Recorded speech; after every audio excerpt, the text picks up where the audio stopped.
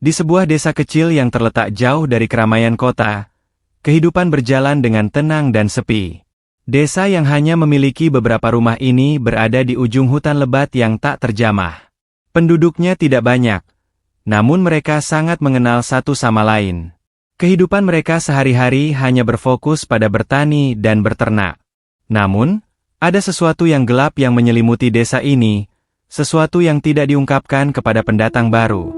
Cerita ini dimulai ketika seorang pemuda bernama Fadli memutuskan untuk pergi mengunjungi desa tersebut. Fadli baru saja lulus dari sebuah universitas di kota besar dan ingin merasakan kehidupan yang lebih sederhana. Dia mendengar tentang desa itu dari seorang temannya yang mengatakan bahwa desa itu penuh dengan kedamaian dan jauh dari kebisingan kota. Tanpa banyak berpikir, Fadli memutuskan untuk berkunjung.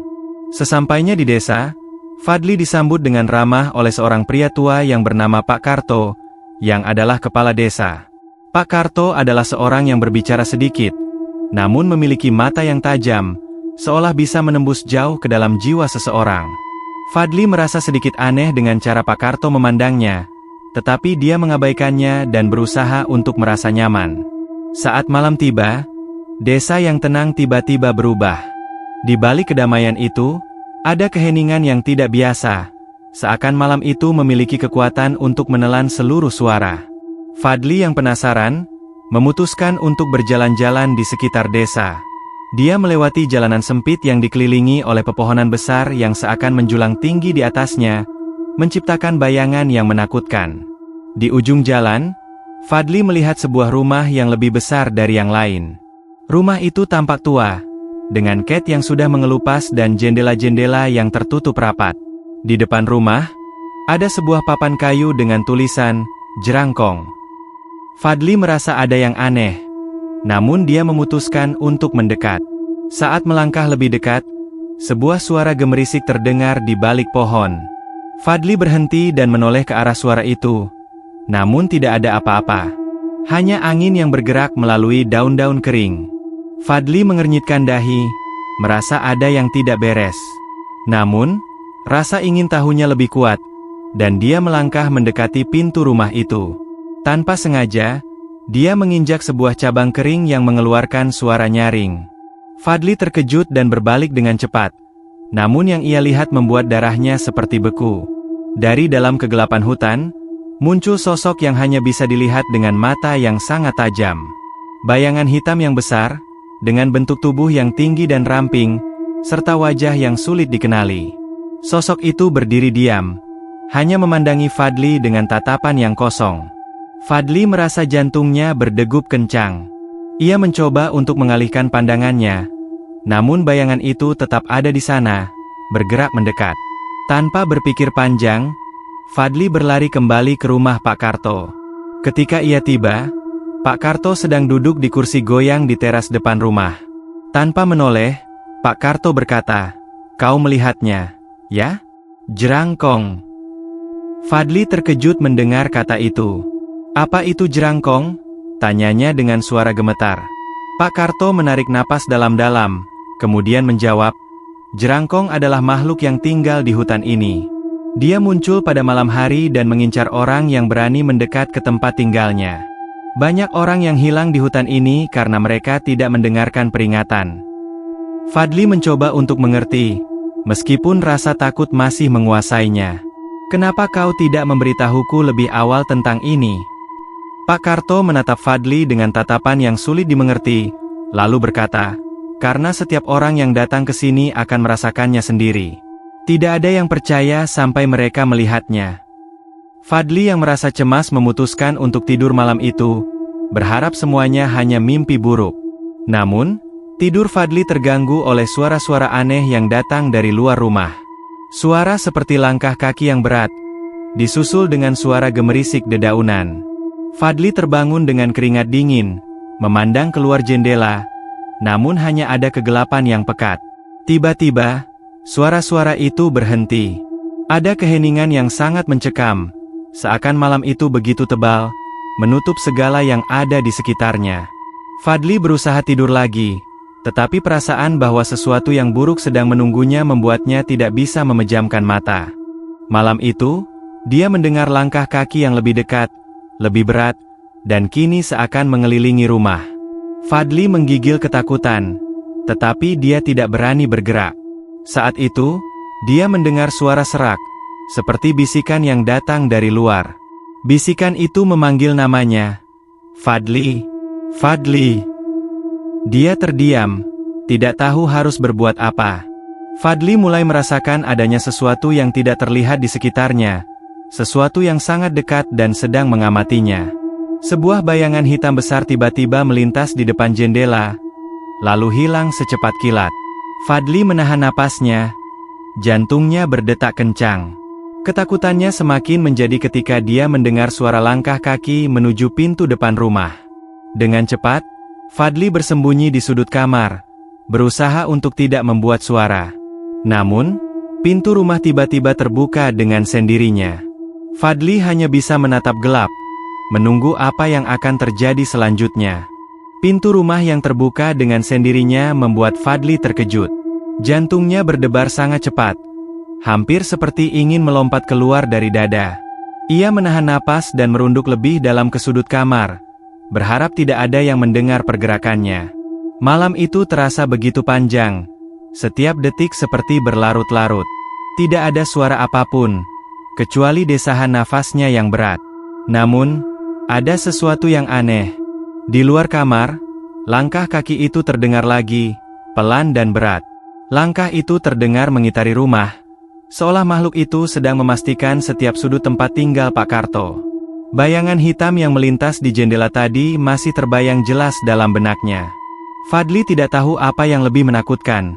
Apakah bayangan itu yang mengikutinya atau sesuatu yang lebih gelap lagi? Tiba-tiba, suara langkah kaki itu berhenti tepat di depan pintu kamarnya.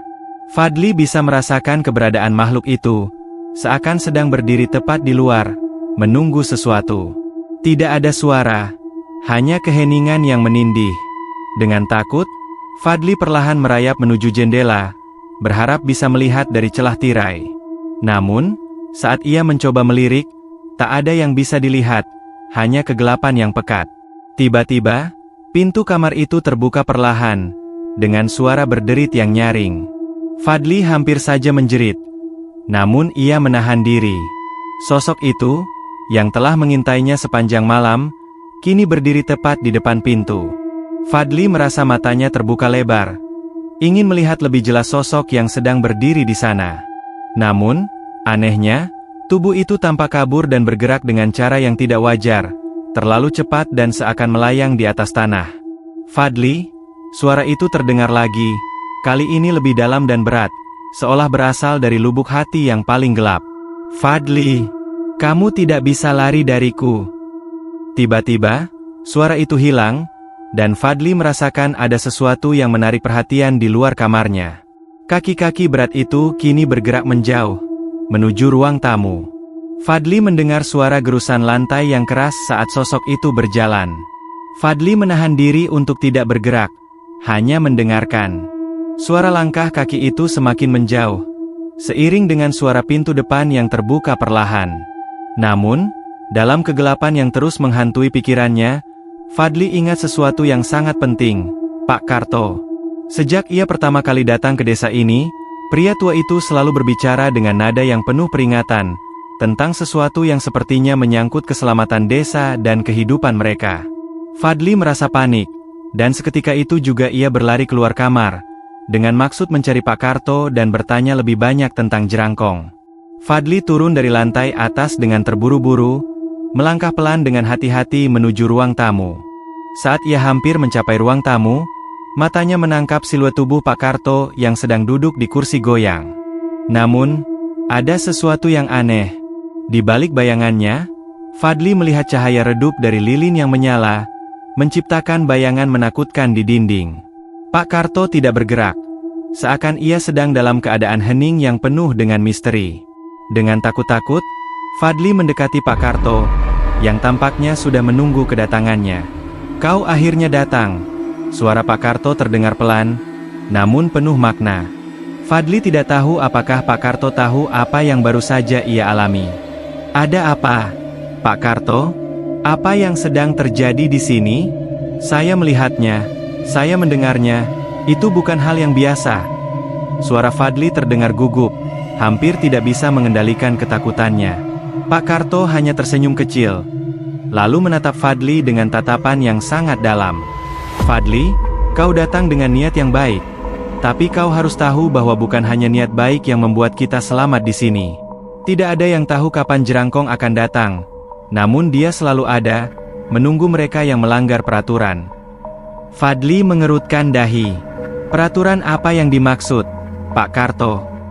Pak Karto menghela napas panjang, lalu berkata, Jerangkong bukan hanya makhluk yang datang untuk menakut-nakuti.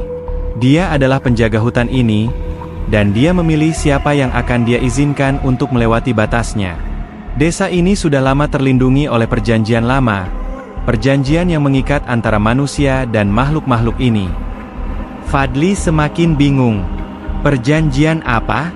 Saya tidak mengerti. Pak Karto mengangguk pelan, seolah memikirkan kata-kata yang tepat. Dahulu, desa ini memiliki banyak penduduk. Mereka datang ke sini dari berbagai tempat, mencari kedamaian dan kehidupan yang lebih baik. Namun, mereka tidak tahu bahwa hutan ini memiliki aturan yang harus dipatuhi. Beberapa dari mereka melanggar aturan itu, dan mulai menjelajah lebih dalam ke hutan, membawa kebisingan dan kerusakan. Itu adalah awal dari terbangunnya Jerangkong. Fadli merasa gemetar.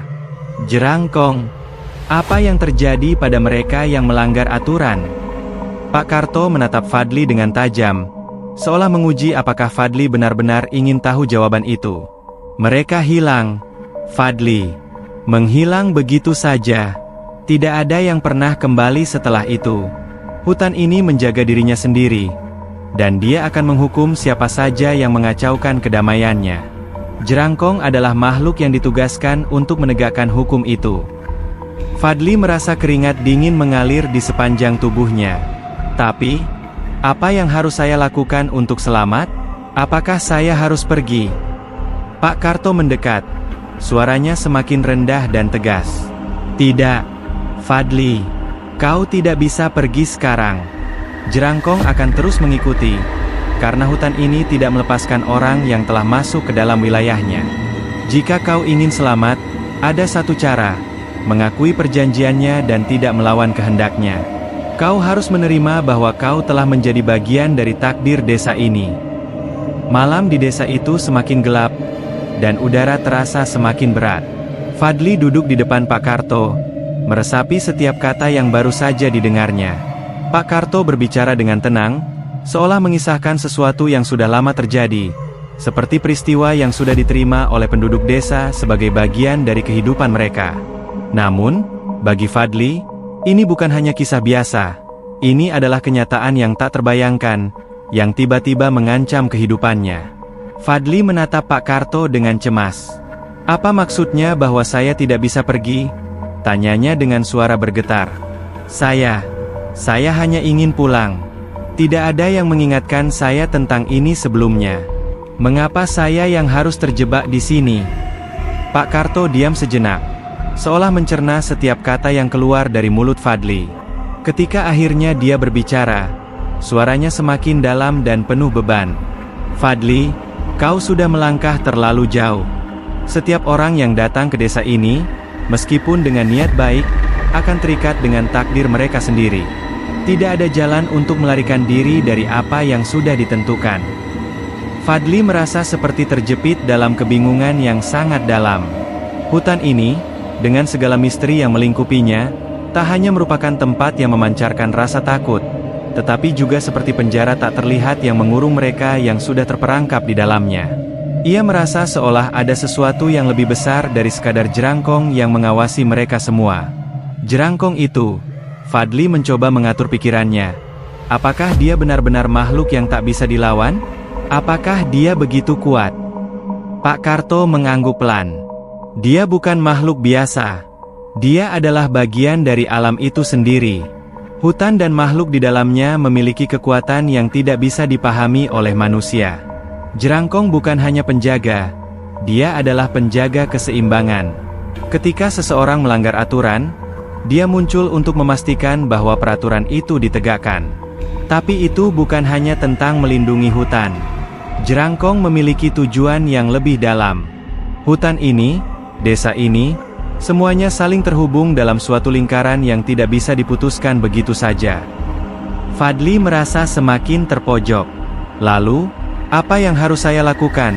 Tanyanya putus asa. Apakah saya harus menunggu sampai dia datang lagi? Tidak ada cara untuk keluar. Pak Karto menatapnya dengan tajam. Kau bisa memilih untuk melawan. Namun itu akan membahayakan dirimu. Atau kau bisa berusaha untuk mencari pemahaman yang lebih dalam tentang peraturan ini dan menerima apa yang ada. Jerangkong akan datang lebih dekat.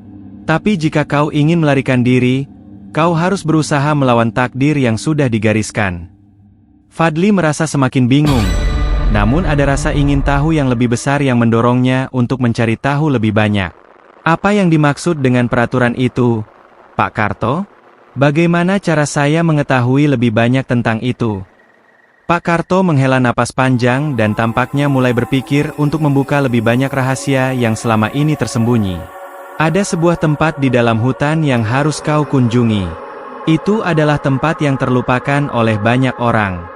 Tempat itu dulu merupakan tempat suci bagi para leluhur. Di sanalah awal mula semuanya dimulai. Fadli menatap Pak Karto dengan heran. Tempat suci? Di mana itu? Di tengah hutan, jawab Pak Karto, terletak di antara dua pohon besar yang sangat tua. Mereka berdiri begitu rapat, membentuk gerbang alami yang hanya bisa terlihat oleh mereka yang benar-benar mencari. Di sanalah awal dari cerita ini dimulai. Jika kau ingin memahami apa yang sebenarnya terjadi, itu adalah satu-satunya tempat di mana kau bisa mendapat jawabannya. Fadli merasakan ada sesuatu yang aneh dalam kata-kata Pak Karto. Dan jika saya pergi ke sana, apa yang akan saya temukan? Tanyanya, meskipun rasa takut sudah semakin menguasai dirinya. Tidak ada yang bisa mengatakan apa yang akan terjadi jika kau pergi ke sana, jawab Pak Karto. Tapi yang pasti, kau akan lebih dekat dengan kebenaran. Namun, ingatlah, kebenaran bukanlah sesuatu yang bisa dipahami oleh semua orang. Beberapa orang bahkan lebih memilih untuk tidak tahu apa yang ada di balik tirai itu. Fadli merasa seperti terhimpit dalam kebingungan yang sangat mendalam. Di satu sisi, ia ingin lari dari segala hal yang terjadi di desa ini, ingin pergi jauh dari kegelapan yang mencekam.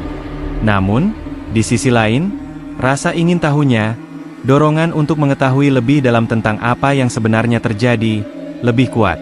Akhirnya, dengan hati yang berat, ia memutuskan, saya akan pergi ke tempat itu, katanya dengan tekad yang kuat. Saya tidak bisa terus hidup dalam ketakutan dan kebingungan ini. Saya perlu tahu apa yang sebenarnya terjadi. Pak Karto memandangnya dengan tatapan penuh makna, lalu berkata, hati-hati, Fadli. Tidak semua yang mencari kebenaran akan kembali dengan selamat. Ada harga yang harus dibayar untuk itu. Fadli tidak berkata apa-apa lagi. Ia tahu bahwa kata-kata Pak Karto penuh dengan peringatan yang sangat penting. Namun, keputusan sudah diambil. Ia tidak bisa mundur sekarang. Jika ada cara untuk keluar dari ketakutan ini, ia harus mencobanya. Hari berikutnya, Fadli mempersiapkan dirinya untuk pergi ke hutan. Ia mengambil beberapa perlengkapan sederhana, sebuah senter, pisau kecil, dan sebotol air. Dengan langkah yang mantap, ia menuju ke ujung desa, di mana jalan menuju hutan yang lebat dimulai. Hutan itu selalu terlihat menakutkan di malam hari, dengan suara-suara yang tidak dapat dijelaskan. Namun hari itu, Fadli merasa bahwa tidak ada lagi yang bisa menghalangi langkahnya. Saat ia melangkah lebih jauh ke dalam hutan, rasa takut mulai kembali menggerayangi hatinya. Pohon-pohon besar di sekelilingnya seakan memantulkan bayangan yang bergerak-gerak di sudut matanya. Setiap langkahnya terasa semakin berat, seolah hutan itu sendiri menahan langkahnya. Tetapi Fadli tidak mundur. Ia tahu bahwa satu-satunya cara untuk mengerti apa yang sebenarnya terjadi adalah dengan mengunjungi tempat yang Pak Karto sebutkan, tempat yang penuh dengan misteri. Fadli terus berjalan, lebih dalam ke dalam kegelapan. Ia merasa seolah ada sesuatu yang mengawasinya. Makhluk yang tak terlihat namun selalu hadir di balik setiap bayangan.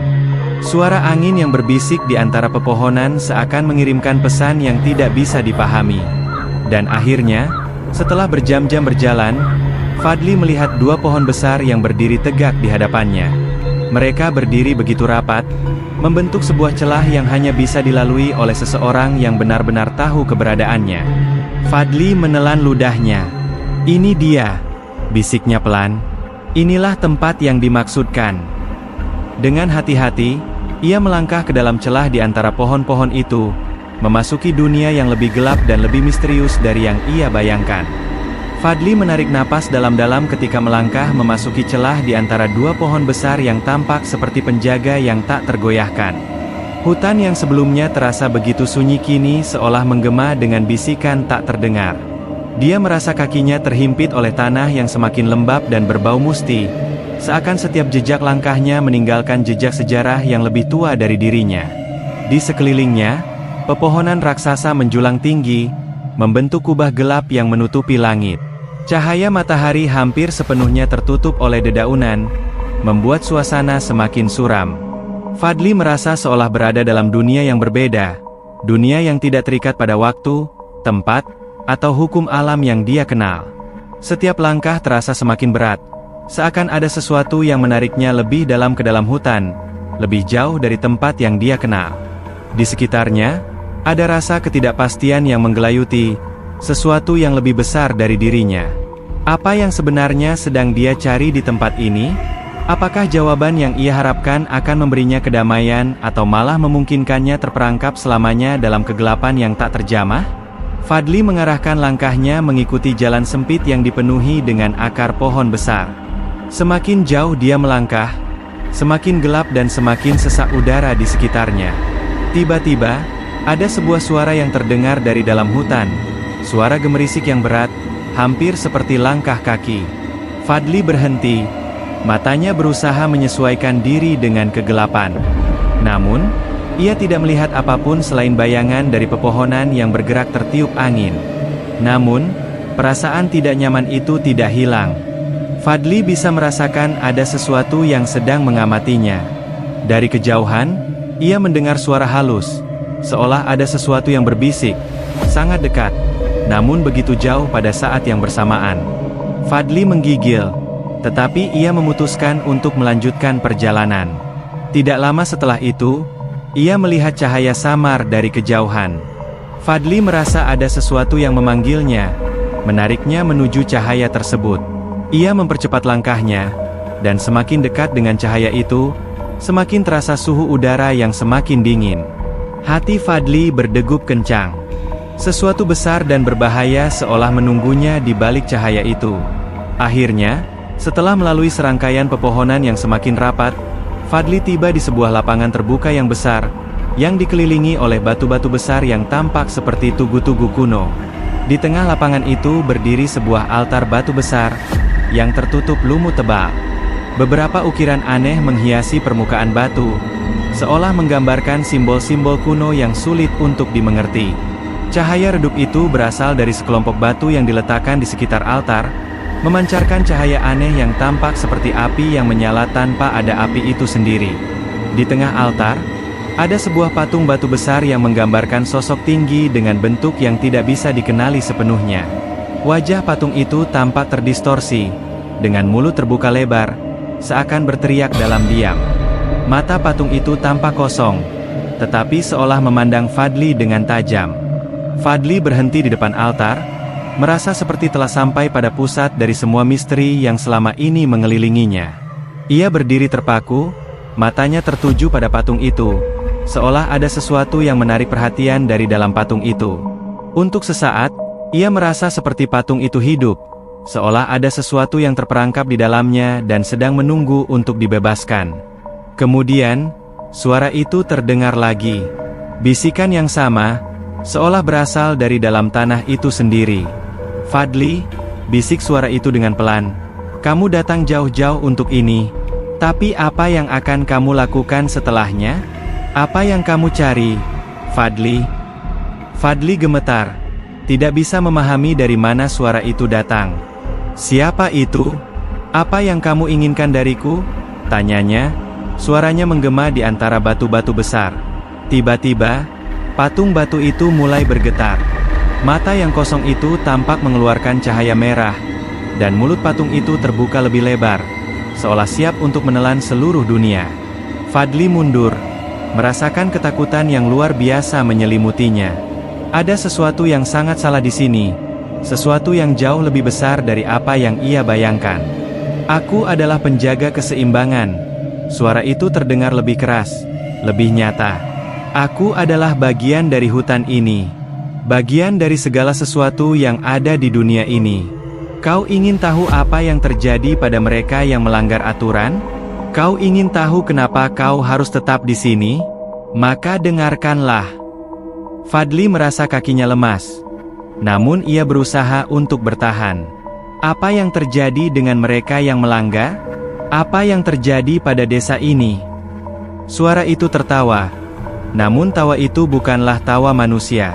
Itu adalah suara yang jauh lebih tua, lebih dalam, dan lebih mengerikan. Mereka yang melanggar akan terperangkap dalam lingkaran yang tak berujung. Mereka yang melangkah ke dalam hutan ini dan tidak tahu tempat mereka akan menjadi bagian dari kami, bagian dari jerangkong. Mereka akan menjadi penjaga yang tak terlihat, menjaga tempat ini selama-lamanya. Fadli merasa pusing. Jadi, ini semua bagian dari takdir? Tanyanya dengan suara pelan. Ya, jawab suara itu. Tidak ada yang bisa melawan takdir. Hutan ini menginginkan ketenangan. Mereka yang mencoba mengacaukan keharmonisan ini akan dilenyapkan. Kau tidak bisa keluar dari sini, Fadli. Kau telah menjadi bagian dari kami. Sama seperti mereka yang telah hilang sebelumnya. Mereka yang melangkah terlalu jauh. Mereka yang berani. Fadli merasa seluruh tubuhnya beku, terperangkap dalam kata-kata yang seperti mantra.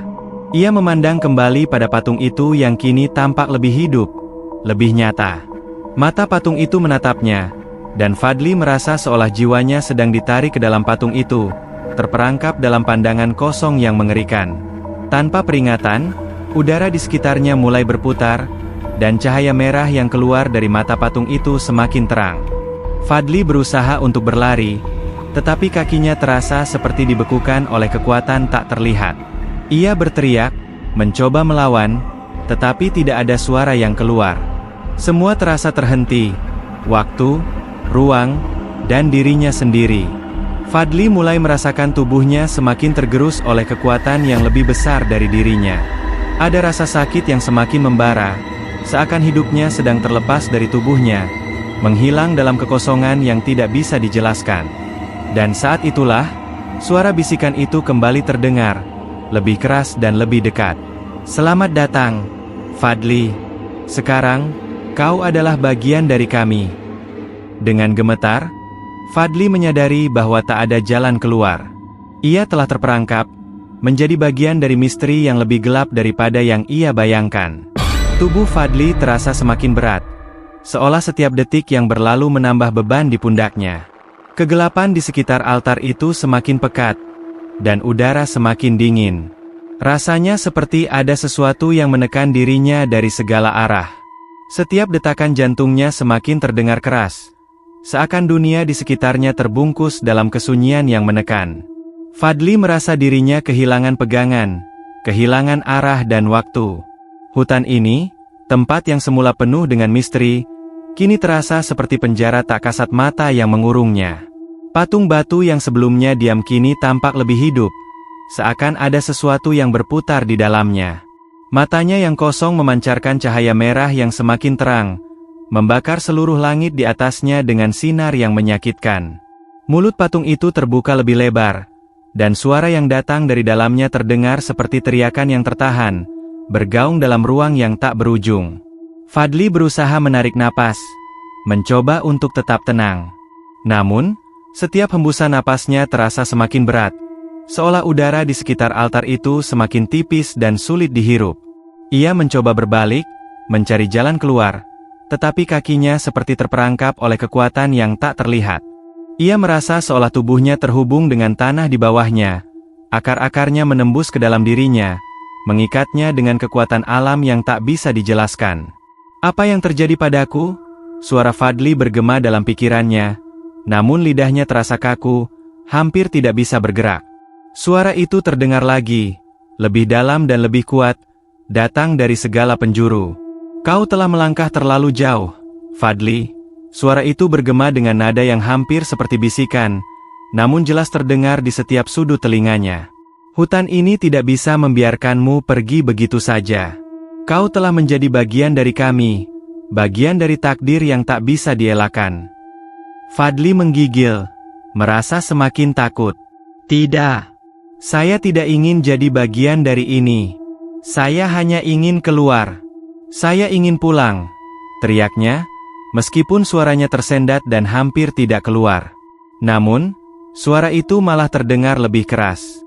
Itu tidak mungkin. Kau telah melewati batas yang tidak bisa kembali. Setiap orang yang datang ke sini untuk mencari tahu tentang kami akan menjadi bagian dari kami. Setiap orang yang melanggar peraturan hutan ini tidak akan pernah bisa keluar. Mereka akan tetap tinggal, terperangkap dalam lingkaran ini. Fadli mencoba menarik dirinya kembali, berusaha untuk bergerak maju, tapi semakin dia berusaha, semakin ia merasakan ada yang menahannya. Akar-akar pohon besar yang tersembunyi di tanah seperti mencengkeramnya, mencegahnya untuk melangkah lebih jauh. Ia melihat bagaimana tanah itu tampak bergerak, seakan hidup, menggulung ke bawah, dan menahan langkahnya. Tidak, teriak Fadli sekali lagi, kali ini dengan penuh kekuatan. Saya tidak akan menyerah. Saya akan keluar. Tapi suara itu tertawa dalam gelap. Itu sudah terlambat. Fadli, kau sudah memilih jalanmu. Kamu tidak bisa kembali. Tak ada yang bisa keluar dari sini. Kau telah menjadi bagian dari kami. Tanpa peringatan, tubuh Fadli merasakan rasa sakit yang luar biasa, seperti sesuatu yang merobeknya dari dalam. Dia berteriak, tetapi tak ada suara yang keluar. Tubuhnya mulai terasa ringan, dan ia merasa seolah dirinya terlepas dari fisiknya, seakan jiwanya sedang dipisahkan dari tubuhnya. Dunia di sekitarnya mulai berputar, seperti dalam mimpi buruk yang tak pernah berakhir. Tiba-tiba, di tengah kegelapan yang semakin menggelap, Fadli merasakan kehadiran lain. Sebuah tangan yang besar, dingin, dan kasar meraih tubuhnya, menariknya ke dalam kegelapan yang lebih dalam. Matanya yang terasa berat melihat bayangan hitam yang melingkupinya. Itu bukan hanya bayangan biasa, itu adalah bentuk makhluk yang lebih besar, lebih gelap, lebih menakutkan dari yang ia bayangkan.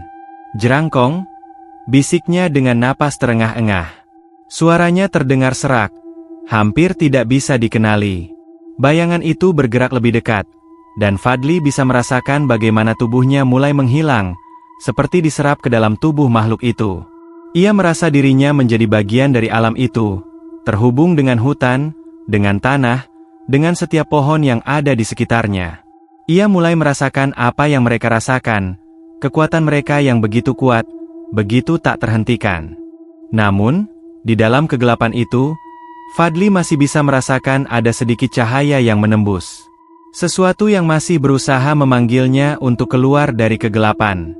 Suara Pak Karto kembali terngiang dalam pikirannya, kata-kata yang mengingatkan dirinya tentang pilihan yang harus diambil. Jerangkong, penjaga keseimbangan, bisiknya, mencoba untuk mengingat kembali apa yang Pak Karto katakan.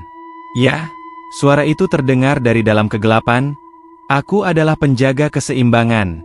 Aku adalah bagian dari alam ini. Mereka yang datang ke sini untuk melanggar aturan hutan ini harus membayar harga yang sangat tinggi. Fadli merasa kakinya semakin tergerus oleh tanah yang makin dalam. Namun, di dalam hatinya, ada sebuah kekuatan yang tiba-tiba bangkit.